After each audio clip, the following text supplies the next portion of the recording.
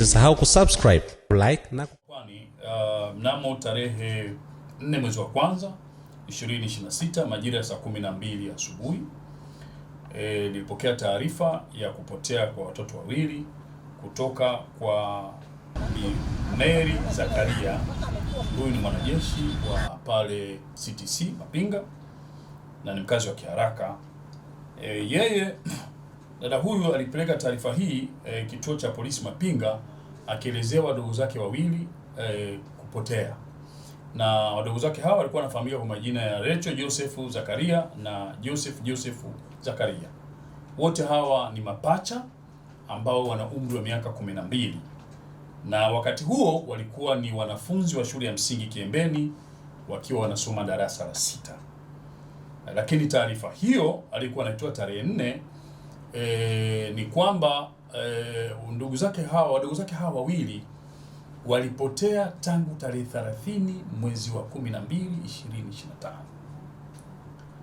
Lakini tarehe hiyo 4 wa kwanza ndio wamepeleka taarifa hiyo kituo cha polisi Mapinga. Hiyo asubuhi ya tarehe 4 ndio wakafanikiwa kukuta uniform pamoja na mabegi ya shule yakiwa na madaftari kwenye kichaka kimoja wapo.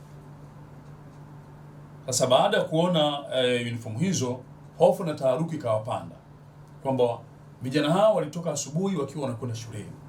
Hapa tunakuta uniform na mabegi pasi na wao wala miili yao. Kwa hicho kikawasukuma kwenda kutoa taarifa kwenye jeshi la polisi Mapinga. Jeshi la polisi mara baada ya kupokea taarifa hiyo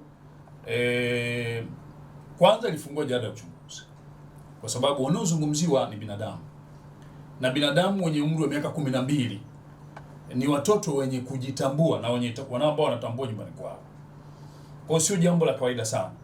Kwa hiyo tulichokifanya ni kufungua jalada la uchunguzi, tuchunguze watoto hao wamekwenda wapi. Kwa wakati jeshi la polisi linaendelea na uchunguzi huu, familia ikatoa taarifa pia kwenye baadhi ya media, picha pamoja na taarifa fupi ya namna ambavyo watoto hao wamepotea. Kwa jeshi la polisi kwa kupitia vyanzo mbalimbali lakini na utaalamu mbalimbali, kwa kushirikiana na wadau wengine, lilifanikiwa kupata taarifa kwamba vijana hawa wawili, mtu na dada yake kwa maana ya Kurwa na Doto, waliwahi kuonekana maeneo ya Mwenge jioni, lakini wakiwa na nguo za kawaida. Kwa hiyo mara baada ya kupata fununu hizo, jeshi la polisi mkoa wa Pwani likapeleka wataalamu Makachero kwa kushirikiana na baadhi ya watu ambao wanaofahamu wa namna watoto wao walivyo. Ndipo majira ya saa 7 mchana tukafanikiwa kufika nyumbani kwa mjumbe wa serikali ya mtaa wa Mwenge, na yeye baada ya kuwa tumehojiana naye akasema ni kweli aliwahi kupata taarifa hiyo na hakuna ubishi kwamba watoto ambao waliletwa kwake na mwenyekiti wa serikali ya mtaa ambaye alifahamika kwa jina la Twalib, huenda watakuwa ndio wenyewe. Na jeshi la polisi kwa kushirikiana na dada huyu ambaye ni dada yao sasa Mary, walipowaona wakakiri kwamba ndio wenyewe. Mara baada ya kubainika kwamba ndio wenyewe, mahojiano madogo yalifanyika. Katika mahojiano madogo kati ya jeshi la polisi na watoto hawa ambao takriban wiki nzima sasa wametoweka, yaliyobainika ni kwamba watoto hawa walitoweka kutoka nyumbani kwao kule Mapinga, mtaa wa Kiharaka. Moja, kwa sababu watoto hawa kwa taarifa zilizopo na wenyewe wanakiri kwamba hawapendi shule. Kwa maana hiyo walikuwa watoro shuleni. Na kama mnavyojua, mtoto mtoro shuleni siku 2-3 anaporudi shuleni kidogo kunakuwa kuna kufinywa, kuna vile vya adhabu. Kwa kitendo cha shuleni kuwaadhibu watoto hawa nao kikawaendelea kuwatia hofu. Nyumbani wanawashinikiza waende shuleni, lakini wakiwa tayari wana siku kadhaa wamejongo. Kwa hiyo adhabu za shuleni zikawatia hofu kwamba shuleni kwa moto na nyumbani kwa moto. Lakini huku nyumbani ambapo wanaishi na mama yao pamoja na dada yao, nako hakukuwa shwari sana. Watoto hao walikuwa wakipata adhabu kutoka kwa dada yao kutokana na tabia zao hizi. Lakini kibaya zaidi ni zile adhabu ngumu ambazo watoto hao walikuwa wanalalamikia, ziliwajengea hofu ya maisha ambayo sio salama.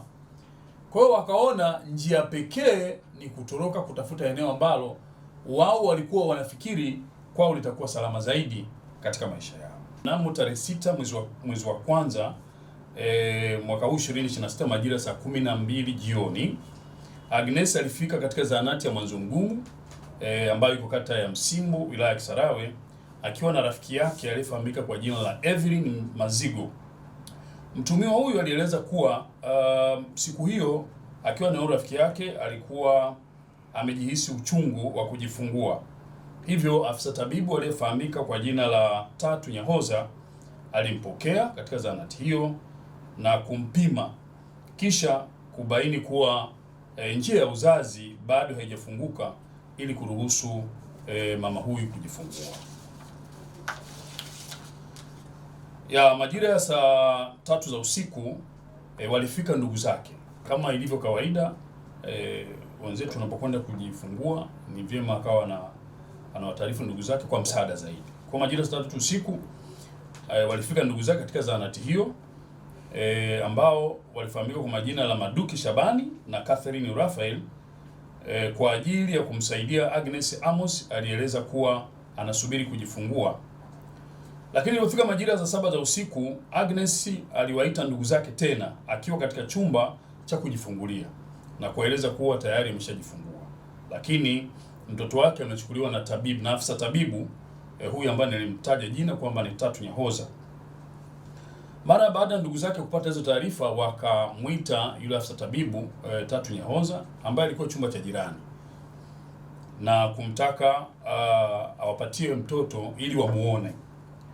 Afisa tabibu huyu kwanza akapata mshangao, lakini akamwendea mgonjwa na kutaka kujiridhisha huyu kweli kajifungua, kwa sababu muda huo alikuwa tayari katika chumba cha kujifungulia. Lakini katika alipojaribu kumpima alibaini bado njia haijafunguka kuruhusu mama huyu kujifungua, ila kilichoonekana aliona kuna damu kidogo ukeni inatoka. Ili kwa wa kwanza kupata habari zetu, tafadhali usisahau kusubscribe, like na kucomment.